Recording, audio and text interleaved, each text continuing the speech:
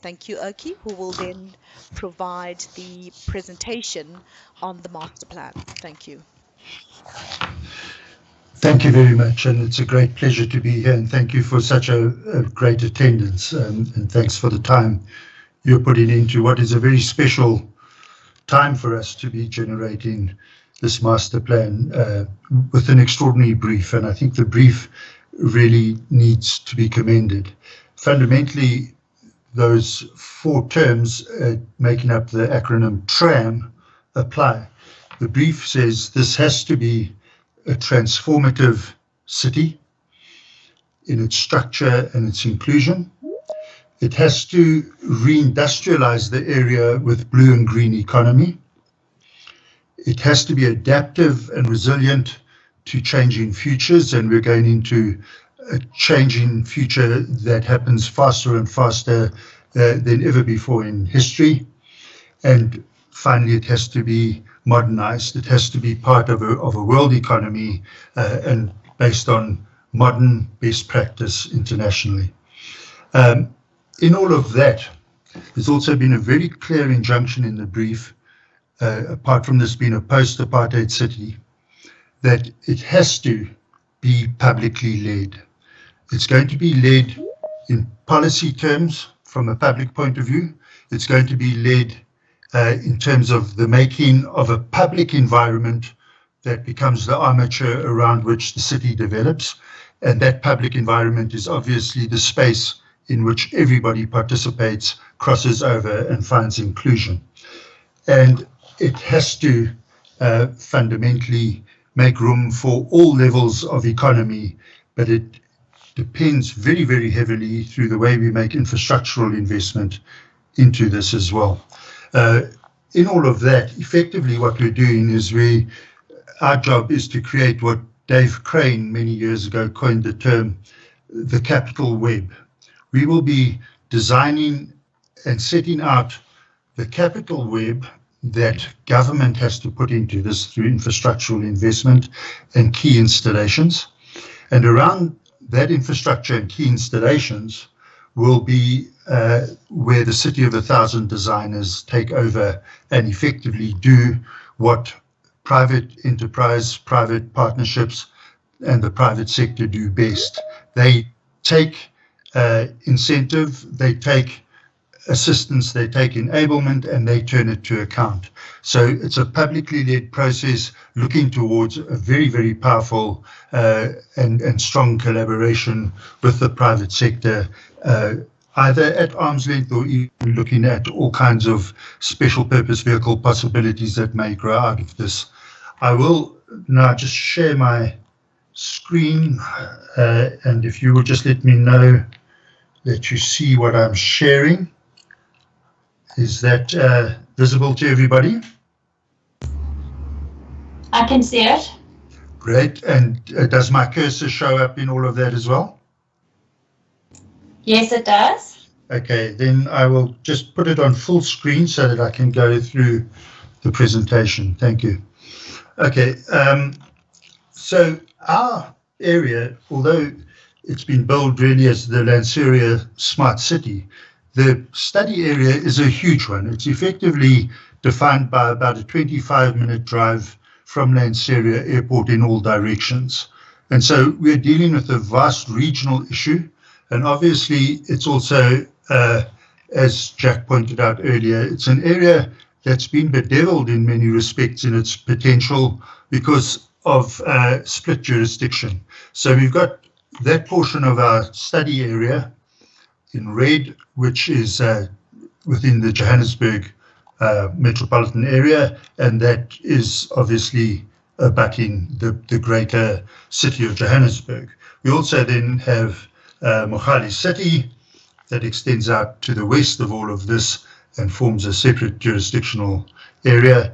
We have the city of Tshwane that links across our northern tip of the study area and extends eastward towards the city centre of Tshwane. There is, of course, also, just to bedevil all of this, I'm sorry, this is, just need to get rid of something here. there's a provincial boundary between Gauteng and Northwest Province, and that brings with it an adjacent local authority in the form of Madibeng that is also part and parcel of the discussion. As Jack pointed out too, this is also an initiative with the DBSA involved in it, and so it's a multi-faceted client body that is driving this whole process. All of that becomes important when we see what has to be done. Within that overall study area, we've defined an inner focus zone, and part of what we're looking at is how we're going to be handling that focus zone to achieve this integrated, complex, compact city in such a way that it informs a bigger region in terms of how this urban edge of the Gauteng City Region is resolved. If we look at that Gauteng City Region, that's effectively the kind of the guts of its structure and its makeup. And our study area diagrammatically really covers Lanseria, the Northgate area, Cosmos City, Diepsloot and Riverview, and all of those areas as well. In a sense, we're doing that dramatically important thing that concerns us for the rest of our foreseeable future around moving towards the post-apartheid city, and that is, how do we make sense of nonsense? How do we take the nonsense of spatial apartheid that was left as a legacy and turn that into something sensible? And that's obviously a very important driver of what we're doing here. And it all starts with understanding where we are in this bigger Gauteng City Region. And we know there's Johannesburg CBD, there's Tshwane, there's Mogale City. And the structure of this whole northwestern sector of the urban region has always been driven around, of course, that great Randstad that is developing between Johannesburg and Tshwane, and predicated quite heavily on Midrand and Waterfall City. It's also always traditionally had this very strong western corridor to the erstwhile Krugersdorp, Mogale City. And the northwestern region described there, in fact, is strongly structured by Malibongwe, coming out of Johannesburg and via Randburg, and the N14 highway that links between Mogale City and Tshwane. And Malibongwe itself, around about Lanseria Airport, transitions into Pelindaba Road and leads us out to the Hartbeespoort Dam, to Brits beyond that, Rustenburg beyond that, and of course Botswana. And so that is the fundamental structure of this urban quadrant. And that's where we see the potential of making the intervention of a new smart city. And we're doing that for very particular reasons at the nexus of Malibongwe and the N14. And as ever, these things start on an empty box. Imagine this was me on the back of a cigarette box trying to explain this to my mate in the pub. There is Malibongwe Drive, linking from Johannesburg to the dam. There's the N14 that forms this orbital freeway out to the northwest. And there's Lanseria Airport beyond that. And pretty much those are the fundamentals of the urban structure that we have there. It's a very undeveloped urban structure, notwithstanding the amount of investment that's gone into this quadrant in the form of fourways and Northgate and Kaya Sands and all of that. It's heavily underdeveloped in terms of infrastructural investment. And nevertheless, just on Malibongwe Drive, we know there's a nascent urban corridor that's evolved in that kind of area there. And what we also have, of course, is a fairly extensive amount of marginalized sprawl that has ended up around here. And of course, it's Cosmo, it's Diepsloot, it's several informal settlements as well. But fundamentally, it's an area that desperately needs new economic prospect. It's got to be driven by the fundamentals of urban economies, rather than simply seeing this as a repository of more lower income housing stretched out onto the perimeter away from the city system itself. We also, of course, in all of this have these very powerful natural elements that limit urban expansion out here. And the last thing we want to do is carry on sprawling the city.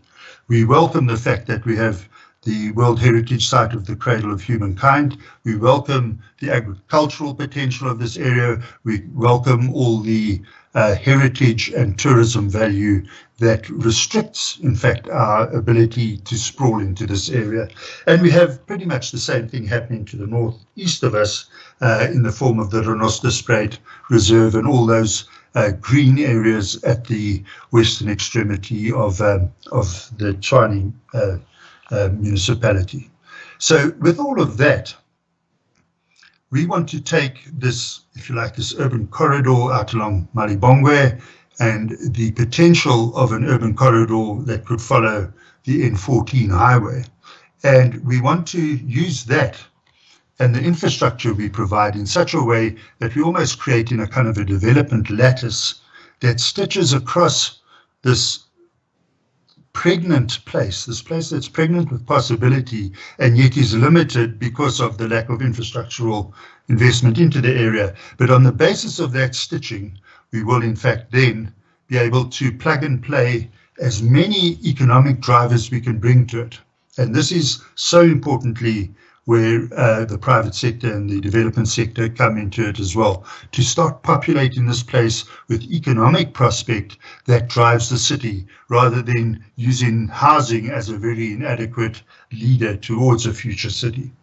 And it's on that basis then that we're able to describe effectively the new smart city. And it's a smart city that grows around all these fundamentals and actually encapsulates people who until now have been marginalized and who suddenly find they're actually part of economic prospect and urban prospect.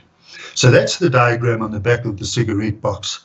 And yet, of course, when we look at the separate SDFs that have been done for these various local authorities, City of Johannesburg City, Tshwane, Mogale City, we find very little congruence because they're all being done effectively in a vacuum because of these jurisdictional boundaries shown in pink there. And so there's a lack of match in many respects. Each one has something that happens directly across a jurisdictional border that has very little to do with what's going on in the adjacent jurisdictional area. And that's effectively why the presidency and province have stepped into the breach and said, how do we take this to a regional level? How do we also understand this relative to Northwest Province, and how do we understand it relative to Madibeng and the Hartbeespoort Dam, Brits, and all those kind of areas as well? How do we integrate planning beyond individual local authorities? And so there's, if you like, the huge region. It's Gauteng and beyond, and the major roads, things that structure it. And you'll see in all of that, this is roughly the region we're looking at. And for all the fact that we believe it's got all the right possibilities, it's got very, very little enablement, as I've said. And so if we look at how the city system tends to develop in these three pieces with Tshwane, Johannesburg, and then of course the Vaal Triangle kind of area, we see that the Lanseria area more or less sits something of a development vacuum out to the northwest of Johannesburg there, or to the southeast or southwest of Pretoria, as the case may be.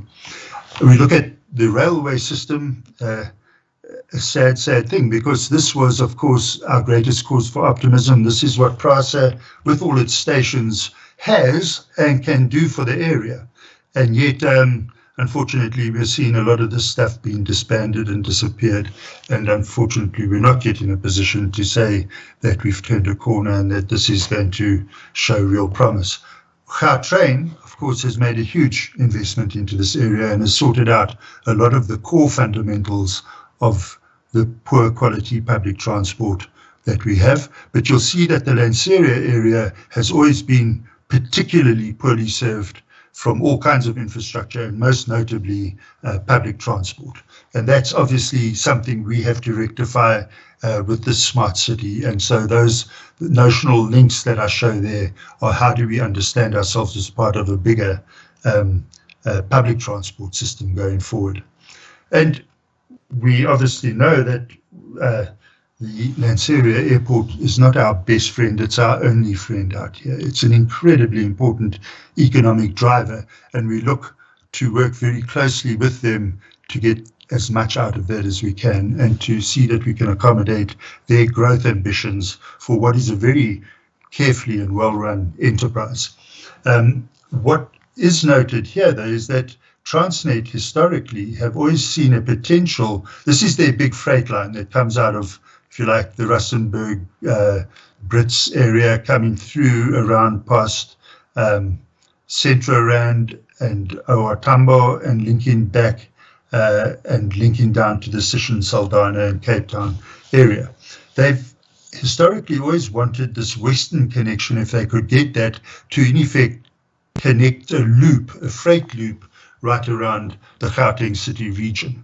More recently, and that's more or less the way one might see this. These are old rail lines here, which are in fact mining lines, but they're on the right gauge, which would need to be upgraded. This would, from here, from Tarleton, have to be a new line that could potentially find its way back to Tshwane on the Hekpoort line. Unfortunately, the Hekpoort line has effectively been given up and abandoned. And Transnet themselves are now saying they're less interested in the development of this freight loop on the western side of the city region.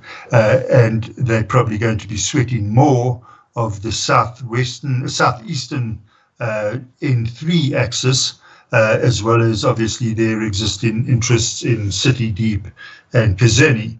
Nevertheless, the shared system of lines between PRASA and Transnet then will remain a very important backbone. And it's our sense then that responsibly going forward, we can't simply walk away from this area and leave it without a rail base going as a responsibility to the future. And this gets, of course, to this very important thing in master planning, and that is that 60, 70, and 80 years is a blink of an eye in the life of a city. We are building something that conceivably is probably the most enduring thing that people in community have done throughout history, and that's create cities that endure for millennia. And so it's the responsible thing, notwithstanding the very strong economic drive over to the west, the eastern side of the urban system around the East Rand. We, of course, are finding desperate problems on the West Rand because of a lack of reindustrialization, the dying off of the gold mining industries, etc. And so it's important for us to continue to look at how we find this bilobal kind of balance to the whole city region. And we recognize that responsibility to lie with us in making this new smart city. So, as much as that might have been a route that we'd like to have seen from Transnet, alas, we found that Transnet are less than excited about this prospect anymore. But we do know that Lanseria Airport would very much like their aviation fuel to be delivered not by road, but by rail. Now, we immediately asked the question, couldn't you just put in this 30-kilometer pipeline from Tarleton, where we have refineries, etc., to deliver Lanseria its fuel by pipeline? That's been canvassed with the airport company. They've tested that themselves and have found it to be an unviable and uneconomic option, simply because of the way you have to keep flushing out the system between uses, so to speak. And so they persist with this idea that they would very much like, at least if not that portion of a railway line, which of course is the difficult portion because you have to navigate so much topography, mountains, etc., not to mention rivers and dams. We would very much like to see then that we somehow still find a way of getting a rail base to a potential new freight hub, which doesn't have to be directly with the airport. In fact, quite often you want to keep a certain amount of tension and distance between an airport platform from a freight point of view and a rail-based. But certainly they both inform the same debate. And so all of this is important background to understanding what it is we have to do in our area. This is how human settlements and mega housing projects are influencing the area we're in. Diepsloot, of course, has grown enormously, both with formal and informal investments. We have a smidge of informal development up to the north of Lanseria at the Muldersdrift or Joe Slovo informal settlement. Zandspruit has been increasing over the years over here. And of course, there are these megacity projects in and around Itsoseng and what one could refer to Lion Park, or what Crosspoint referred to as their Three Towers precinct. So that gives us a sense of the housing pressures, needs and demands in our study area. And this is, of course, where human settlements are with their priority housing development areas. So everything shown here is where they've identified the search for additional lower income housing opportunity. Obviously, it's around Diepsloot, around Cosmo City, around Lion Park, but also they've identified land to the north and northwest of Lanseria Airport itself. And so all of that is background and framework. Obviously, land holdings, Jack had mentioned that for many years now, probably going back to about 2005, when the first Cradle City initiative got off the ground, and then died when the world stopped in 2008 with the global financial crisis. But of course, what has been happening over the ensuing 15 to 20 years has been a vast amount of land assembly and land options and all sorts of things. We don't pretend to know it all by any means, but this is indicative of what we've been able to glean. And of course, a lot of this stuff has company names to it, so it doesn't give us a direct line of sight back into who the actual investors are or who the developers behind these things are either. Nevertheless, what's reflected here are the land holdings of 50 hectares or greater by degrees. And obviously the red one that stands out very strongly is the one held by the city of Johannesburg in the form of its northern farms, and that's largely in a sense as a byproduct of and part of the whole issue of the water, what have always been referred to as wastewater works. We now refer to them as water resource centres, because more and more that's what's happening. And in fact, Rand Water Board have a very important initiative with City of Johannesburg's Water Department to move towards an enormous amount of harvesting of that water that comes out of that system. And so water resource centres is a far more apt way of looking at these things, and that's what that whole red area means. It's not an area that's here for development, it's here to actually be, in a sense, the backbone of enabling development. While we're here, the real drawback, of course, is this is where the water resource centre or the northern wastewater sewer works is, in this sort of area, and it is at capacity and hasn't been able to be expanded, and there is now an intention to potentially do a new waterworks at this area here in the northern part of Northern Farms. There's also a look at a Lindley opportunity in Mogale City, and there's a view that maybe, in fact, the two should be combined into one big regional works further down the water system at a confluence.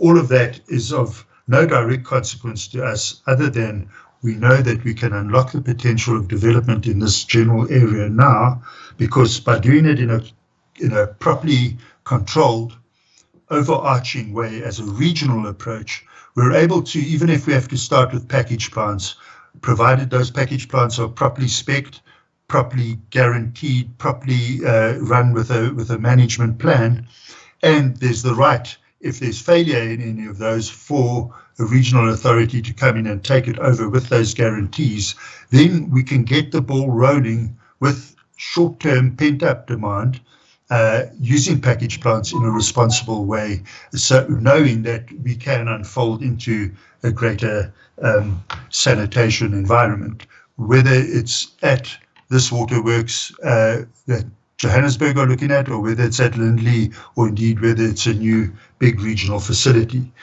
Important thing is, as well, of course, is that we're on the cusp of some extraordinary technology around sanitation, and as far as possible and more, we're going into a future of far less or even waterless sewer reticulation or treatment, and all of that. Our ambition, in fact, is to try and need these big regional facilities as little as possible, and also to not need sanitation plants on an individual standby basis either. But more of that in a moment. These are what we understand to be various developments under consideration. Some of them are already applications, some are pending as applications, some have been applied for and may already have fallen away. Again, these are all things we're having to get current with, and all of this still has to be populated more. If we look at the what was the Gauteng strategic road network, I suppose the old PWV road network, this is how it pertains to our study area. And on the face of it, you would imagine we've got more roads servicing this area per square meter than any other place on earth. But in fact, there are very few of those roads actually in place. The majority of them, as you can see, are dotted lines showing possibility and intention and the reservation of routes, but certainly not necessarily prospects of those routes getting built in any short term. But working on that, we take the view that for us to get going quickly, we have to sweat Malibongwe Drive, which becomes effectively the R512, that becomes Pelindaba Road out to Bridgestrom, and we have to sweat the N14 highway in blue over there. And it means that interchange over there is obviously terribly important. And so we see one of the early initiatives is a major upgrade of Malibongwe to improve access out to the airport. And with that, though, to make sure that we embed within that the early stages of public transport, whether that is a rear via extension or whether it's a high capacity vehicle priority lane in the form of taxis using that. Whatever it is, we believe that has to be delivered early, because as long as we just keep making this something that's solved around private mobility and mostly the car, we know we're actually not cutting to the core of the smart city. We know too that we're lucky to have the PWV3 road alignment as our fallback position. And so as and when necessary, it would be possible to put in a very important adjunct to this. This may come earlier, it might come later, but it's not being driven around our initiative, and we're setting out to not make it our priority unless it becomes a priority at a bigger scale. And when we look at that bigger scale, it's interesting to note that here we've got the PWV3 potentially down in this area. This is roughly where the airport is. And of course, you can see Hartbeespoort Dam, and beyond that, Brits in this area over here. And we know that this is like a snail on Valium trying to get through on a road system to connect into the Northwest Province. And we've got all this friction of getting through Bridgestrom, etc., crossing the western edge of the dam, and then having to get back to just beyond the dam wall to get through this bun fight over here, eventually to turn back towards Rustenburg, and then to suddenly find we can pick up on a highway that links us out there. So what has happened there, we've got Pelindaba Road, a fairly inadequate road given its regional importance, but equally we've got this potential of the PWV3, and very recently SANRAL have now put investigation into whether this portion of the PWV3 should happen sooner or later. How does that interface with the upgrading of Malibongwe, etc.? Those are briefs that are being given literally as we speak now and are coinciding with early work that we're looking at right now. But what is important about this whole link, which you can see gives us a very, very powerful potential link out to the northwest, is that this portion of the PWV1 has just been completed, and it's got the rather unceremonious name of Pampunskop, which has now been fully installed, gets you through one of the most important ranges, the Magaliesberg range, and links us onto the road that's already there and takes us across the western edge on a bridge across the Hardebeespoort Dam, but then brings us into the Bridderstroom Road, and this is where we've got that bridge outstanding in its field all on its own, waiting for something to join with it. But at the moment, this Bridderstroom Dog's Leg piece is a great hindrance to that. And so part of what we think might be getting looked at as an extension of our work, and of course this work that's now been briefed by Sanral, is whether that portion of the PWV3 might be put in full or partially or whatever earlier rather than later, because that then sets us up very well to link Lanseria to the northwest. That's important background information. The other huge important thing here is that at the moment, what's shown in red down here is Sandton Station of the Gautrain system that's in place, and their first phase of expansion is setting out to become the link through to Randburg and Little Falls. Of course, what it also does is it delivers to Cosmos City. So that in purple is what's seen as phase one of the expansion of Gautrain. So you can see that alone makes quite a substantial difference to this southern portion of our study area, because it gives us a big chunk of Gautrain. The piece that really matters to us, however, of course, is how do we go from there to Cosmos City and then onward to Lanseria Airport, such that we can have a station there, but equally, how can we get a station somewhere in between all that drives a new urban node and if you like, the smart city. We're told by Gautrain that this is their phase 5, as they've mapped it out at the moment. But as they've pointed out, this is all about bums on seats, and the sooner we can get people out here with ridership, the sooner they will put it in. And if that means upgrading it to an earlier phase of work, that might be possible. We take the view, and of course it's not a view yet that we can say anything about, other than we would like to go to province and to Gautrain and say, as a city builder, we would implore you and urge you to build this red section sooner rather than later, so that it in turn becomes a driver of a city. It is truly a city building piece of infrastructure, and rather than wait for it to be driven by bums on seats, we would seriously like you to put it in as an infrastructure that drives a city, that delivers you the bums on seats. That, as I say, is a discussion that still has to be had in detail, and obviously nowhere close to resolution. But if we look at this area, and these, I've heard something about these 50 shades of grey. I don't know what they're actually about, but our shades of grey over here are about saying, if we look at areas that are already semi-developed or fully developed or could be developed with little or no further constraints from an environmental point of view, then more or less that shaded area is what becomes our chessboard on which to play the game of urban development. Okay, and the responsibility, of course, is overwhelming. How do we make sure that what we do here is sustainable? And so sustainability isn't simply a green agenda, and nor is it just a smart city agenda. It's a whole bunch of very important structuring principles that underpin it all. First of all, sustainable urbanism has to be compact in extent, and it's got to be predicated on walking distances. It's got to be complex in its activity pattern, with mixed use, intense and dense, meaning we have to do away as far as possible with the need to commute. You should be able to live, work, play very close to one another in such a way that you don't actually need all the wherewithal to commute.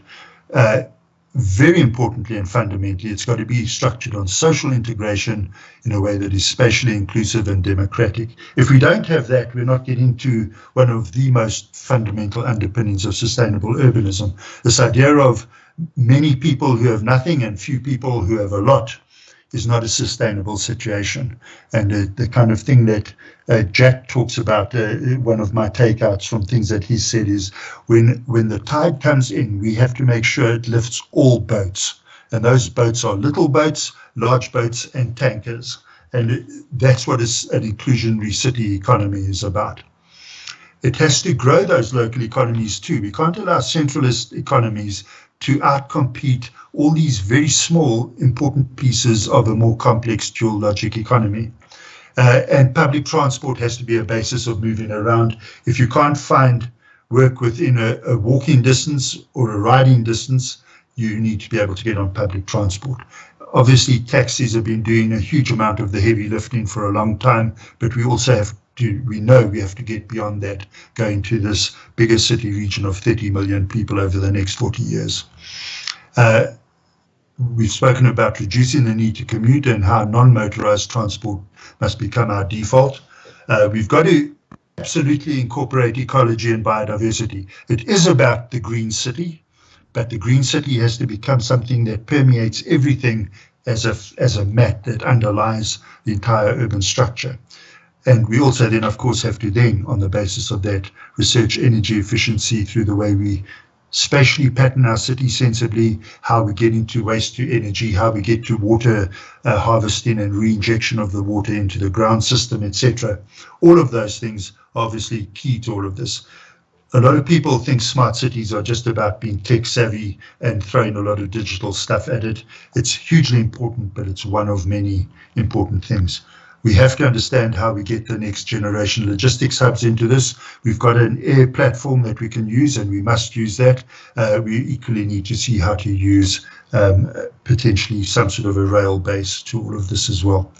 And we also believe we've got to really understand how incrementalism and incremental in infrastructural provision is a legitimate way of city growth, rather than trying to get huge amounts of money to build for a future that will come at us in many ways, but with such an imprecise future and things changing so fast, it's actually not sensible to be working at that kind of scale. And we've got to be far smarter around how to do risk management around threshold issues in service infrastructure. And then lastly, we have to understand our urban agriculture is actually part of the urban economy, and that agriculture isn't something done out there in a faraway rural breadbasket. It's actually integral to what we're doing here. And so to summarize that, it's got to be inclusive and livable, about the way we do transit-orientated pedestrian and cycle development. It's got to generate revenue through the way we enhance revenue, and this whole idea of utility companies and a whole lot of special purpose vehicles around that. There's got to be efficient use of resource, whether it's water reuse, waste to energy, and all of those things. It's got to be sustainable and resilient, meaning it's got to be capable of setting future direction, but being able to be incredibly flexible to adapt to that direction as we go. And that's mostly done through non-motorized systems and all these renewables. And connectivity is vastly important, not only physically in the form of transportation, but also broadband and Wi-Fi, etc. But we really have to dispel this idea that a smart city is just some sort of tech-heavy kind of investment. So in all of that, we deal with water, transportation, energy, land use. These are the components that all interrelate to one another. But unfortunately, we've always thought about these things in silos quite separately. Land use is done quite independently of transportation. Water is just something you think about either getting or treating later on. And energy is pretty much anybody's guess and become more and more of a guess as the Prince of Darkness has got into deeper and deeper dire straits. We know that sustainable development is about how you take things and think holistically about them all at the same time. There's an entirely different proposition of how you think about infrastructural investment, if you think about it holistically. And in our view, it starts on this understanding of the electrical supergrid and how you manage, and I won't go through this in detail, but how you manage demand and supply side. You also need to go to the balanced water cycle. Fundamentally, a natural system will take water in and let very little water out of the system because it goes back into the earth, etc. But what has happened with cities over the years is we take water in and then we just spend so much time trying to get rid of water out of the system as waste. And of course, the sustainable city is about how do we take water in, how do we recycle it, reuse it, and put it back in, so that effectively we're saying the things to do is to avoid using water, to reduce using water, to reuse it or to recycle it. And only then do you do the things down below, which are effectively about taking water and in some way or another moving it deeper into the system or out of the system altogether. If we look at transportation, that's the other hugely important part of this. Of course, we reduce the need to travel. Of course, we give far more mode choice in favor of non-motorized transport or public transport. And if you look at that, if you look at a lot of people on bicycles, their bicycles, that's the number of people. We assume there's one per bicycle, but some might be lifting. There's a bus, and that's the number of people, the bus. But that's how much road infrastructure is taken when you're doing, if you like, high impact investing in transportation. Whereas if you look at that amount of road space fully taken up and congested and clogged for the majority of the time when people need to be on that road delivers very, very few people. So clearly, we know we have to go into all kinds of rethinking and improvements around transport efficiency. And fundamentally, it's about this mind map of how you take land use, energy, water, mobility, ICT, and refuse, and energy itself being about regular kind of ways of supplying energy, other kinds of energy like gas, biogas, and then of course there's waste to energy and all of that stuff. How do you get rid of stuff that otherwise has to go into landfill in such a way that you generate? All of that is available, and rather than now talk about shades of grey, we talk of shades of green. We know you can't carry on doing business as usual. It's an urban cul-de-sac. But we do know we can take this to best practice levels internationally because there's a lot of research available to us there, and there's stuff already working in that regard.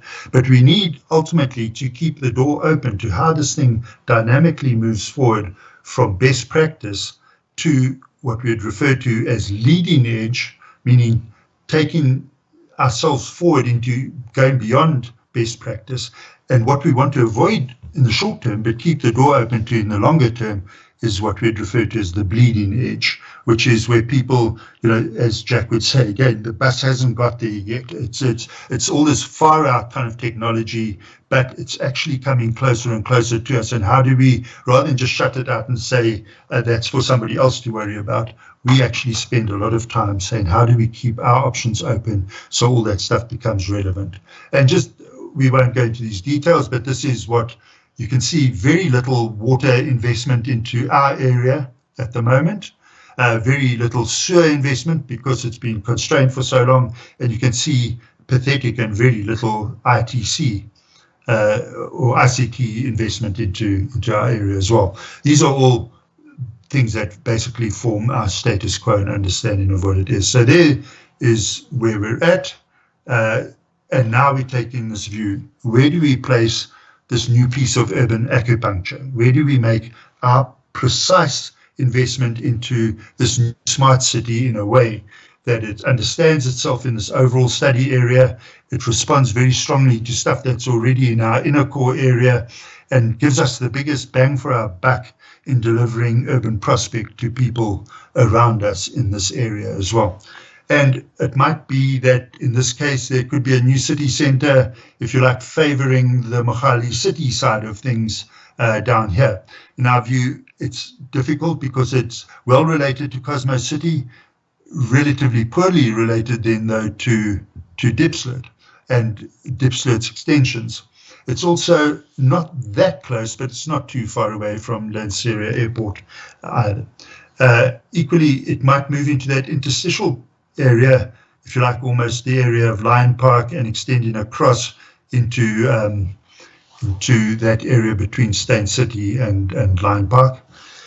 It might, in that case, again, tends to more favor Cosmo City, we think. It starts to move us further away from Lanseria and doesn't speak much to either Mogale City or to Tshwane. Sorry, wrong way. Then we might go the Tshwane route and look towards that idea where they already, for example, have Forest Hill as a developing node here. We might put these beads on a string along this corridor and put a new idea of an initiative next to Northern Farms in this area over here. In our view, that obviously favors Diepsloot very strongly. It's very poor for Cosmo City, and it's still pretty far away and very poorly connected to Lanseria Airport, which mostly has to be arrived at from the south and the southwest. If you were predicating it very strongly on Lanseria, one of the places you'd have to consider would be the area to the north of Lanseria before you start pushing through the Poort and getting down into the Pelindaba kind of area. In our view, hugely strongly and well related to Lanseria Airport, remembering, of course, that the whole terminal and everything else is developed on the northern side of the runway.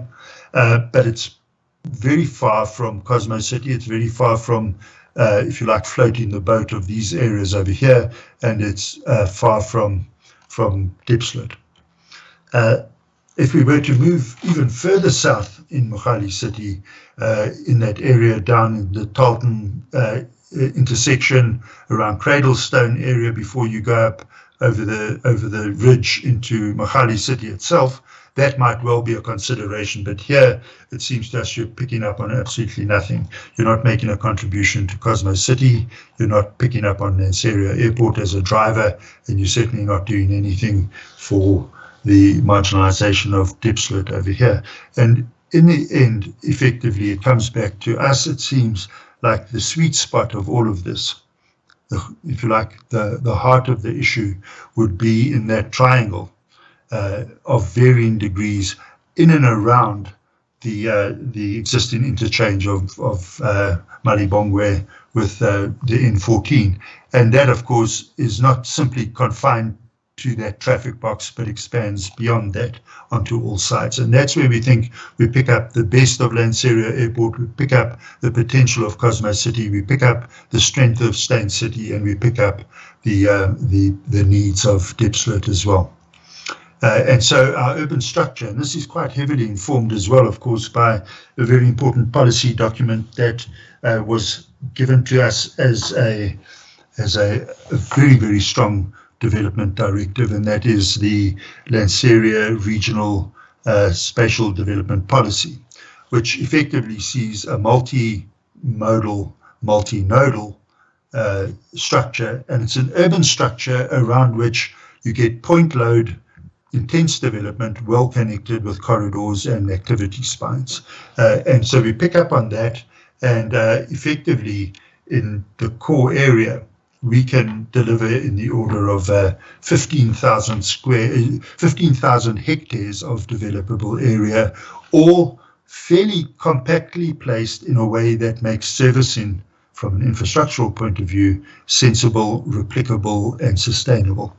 And so that is where we really are going into now. And of course, we've been doing quite a lot of development around that idea. And this is what you see as an indicative activity pattern, really, of the urban stuff that we're making a contribution into our study area with.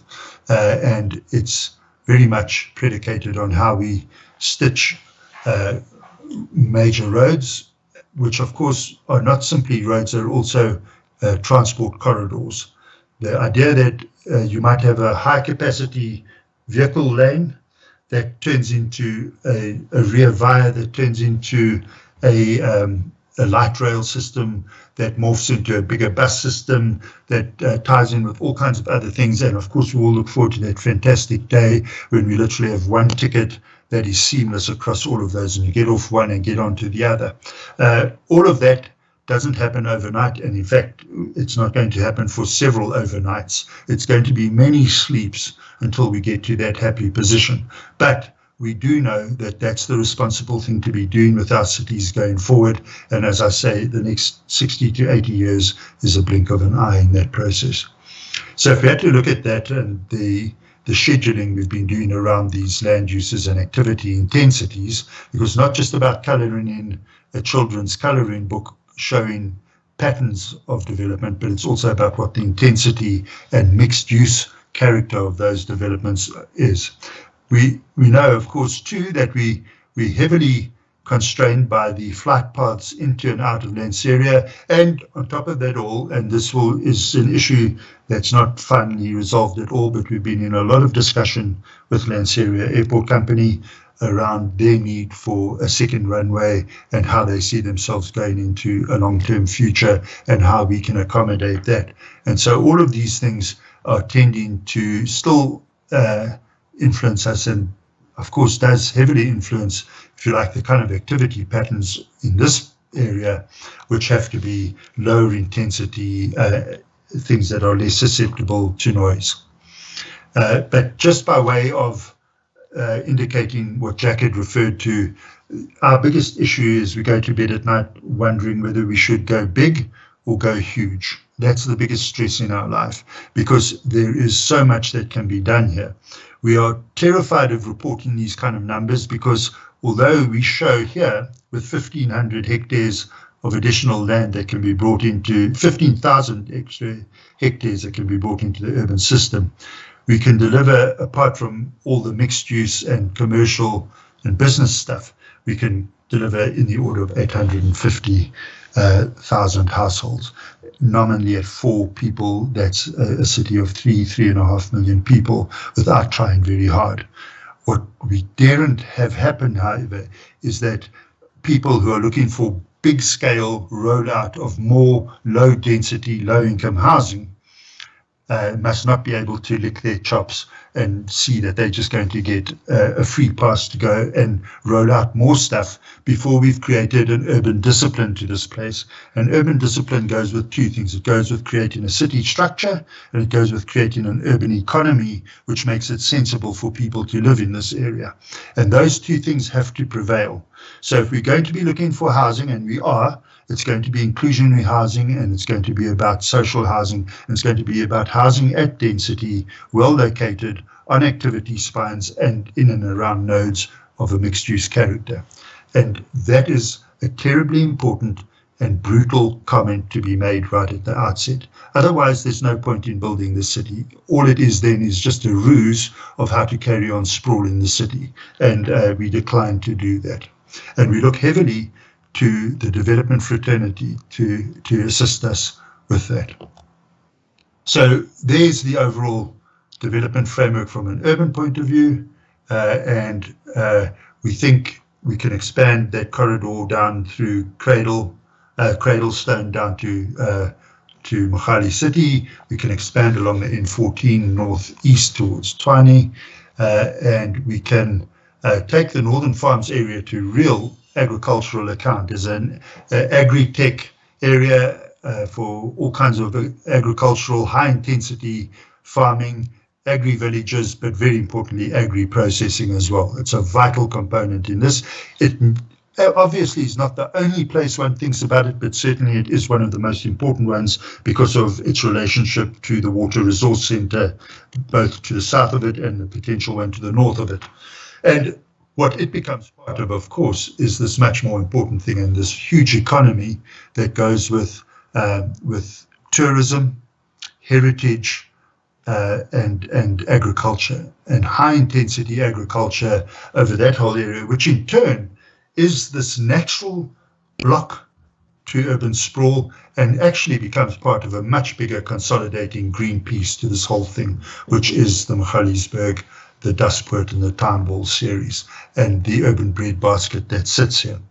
And so that's, if you like, the big picture. And moving from that, we go into this idea of the urban core. And the diagram, again, what you would draw with your mate in the pub, would be a diagram that says we're looking to sweat this interchange at Malibongwe and the N14.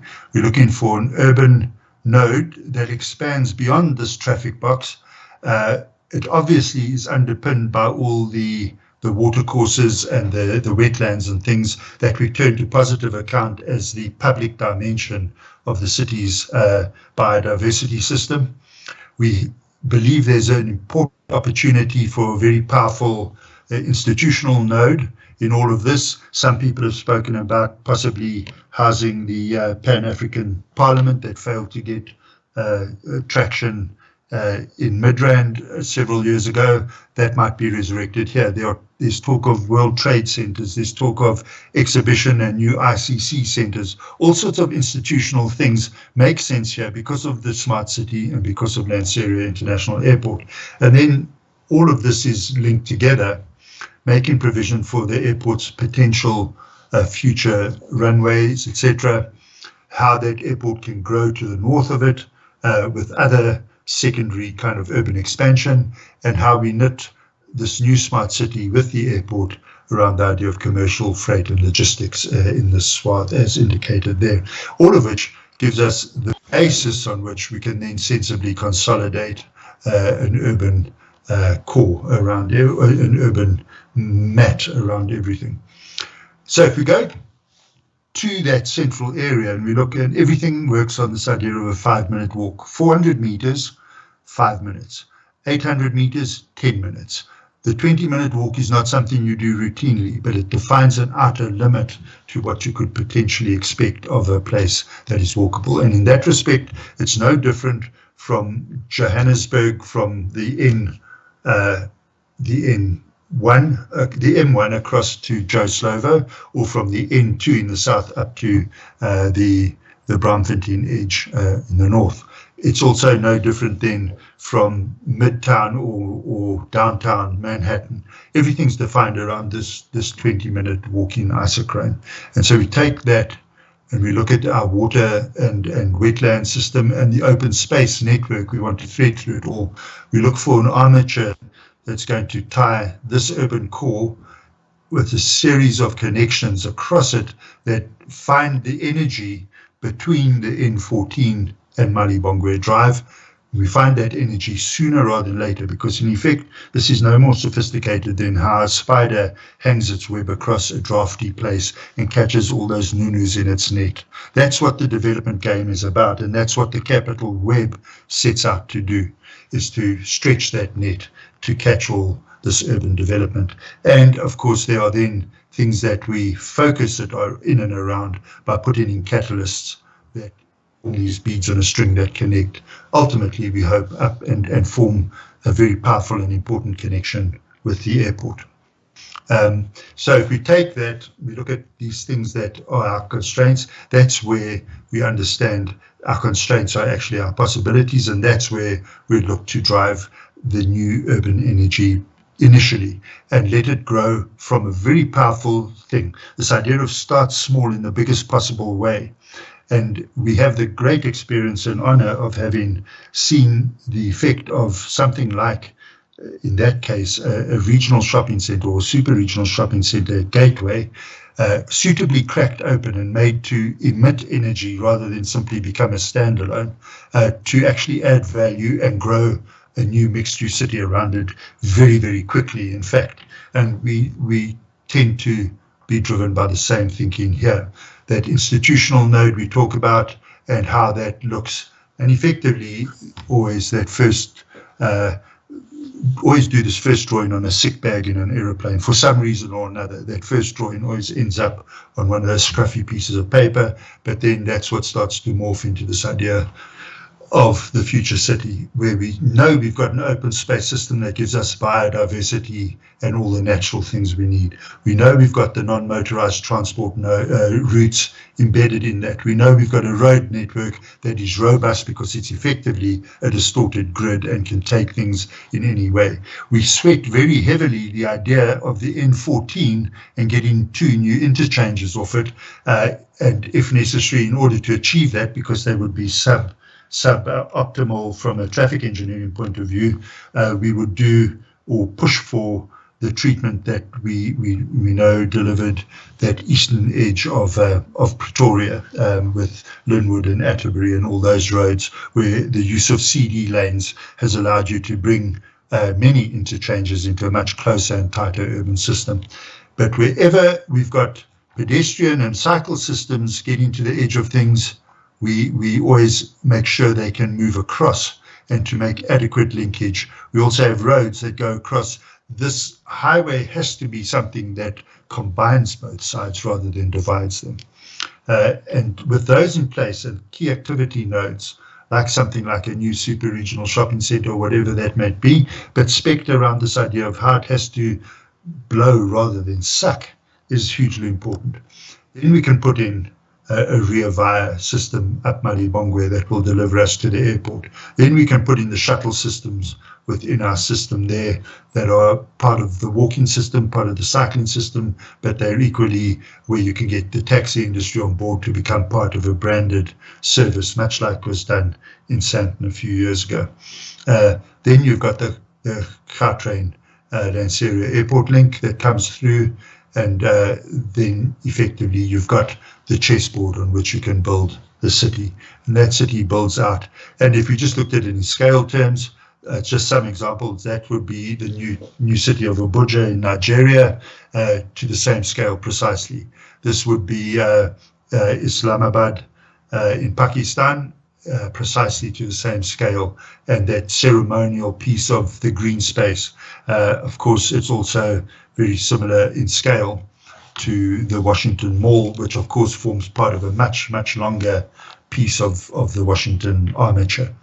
So all of those things are simply indicative of how we're thinking about it and how it ties into all of this. And that effectively becomes the road network. And this is how we think we accommodate the potential of one runway and a second runway. We, of course, would welcome the potential to link underneath those things so that the runways don't become dividers between this part of a future city and that part of the future city. And effectively then we're good to go with public transport, whether it's just a high occupancy vehicle priority route or a BRT or a light rail, or whether we put in the inner city shuttle systems and the non-motorized. Gautrain, of course, comes in, finds its way up there with a potential link at our urban core, with a station at the airport in ways that still have to be worked out once we understand the airport's requirements better. But we hope with enough distance between ourselves and the first Cosmo City station to be able to insert another station about 5 kilometers away from our urban core there as well, and give a whole lot of meaning to development in this area over here as well. And we hope also finding all kinds of differential ticketing, etc., on that kind of facility. We also have then the potential to put in an extensive bus system over time, so that we're always creating network and openness and always looking for its intersections with other systems. And in all of that, then there's no reason why sooner rather than later it's not possible to deliver very, very powerful thinking around light rail systems that already we know have been spoken about in relation to Stain City and William Nicol, etc., and the link to fourways, and why that can't almost become, in a sense, two kind of loop systems that integrate along this area and give you a very powerful thing. That might be something that could happen soon. It might be something that morphs out of later. It doesn't particularly matter. From a master planning point of view, we keep those options open. And there's always the opportunity potentially to link that to Tshwane, and they've spoken about this idea of the possibility of taking the Rio Via system and linking it to Tshwane as well, and potentially even, and we know it's not on their cards at all, but the idea of potentially extending the Gautrain around to create a whole new meaning to the link between Lanseria and Tshwane. And so really that's the essence of what becomes our system. And when you abstract it, it's a movement system with the ability to yield an urban core, predicated heavily on the airport and this institutional core that we can put into that, and then create effectively an expanded urban core around all of that, and also, of course, develop a secondary commercial expansion opportunity to the north of that. So when we take Stain City into account and all that development, when we take Cosmo City and that into development, now it starts to make sense how you go into urban infill and how you make urban corridors along the N14 and how you then start to bring the interstitial area into all of this and develop it. And fundamentally, that's developing the urban system in front of our eyes, and then placing what I like to refer to as the green yoke that weighs down and holds all this urban sprawl. And that then is, I think, a good place to leave this for discussion. Thank you, and I'm sorry it was so long. Thank you.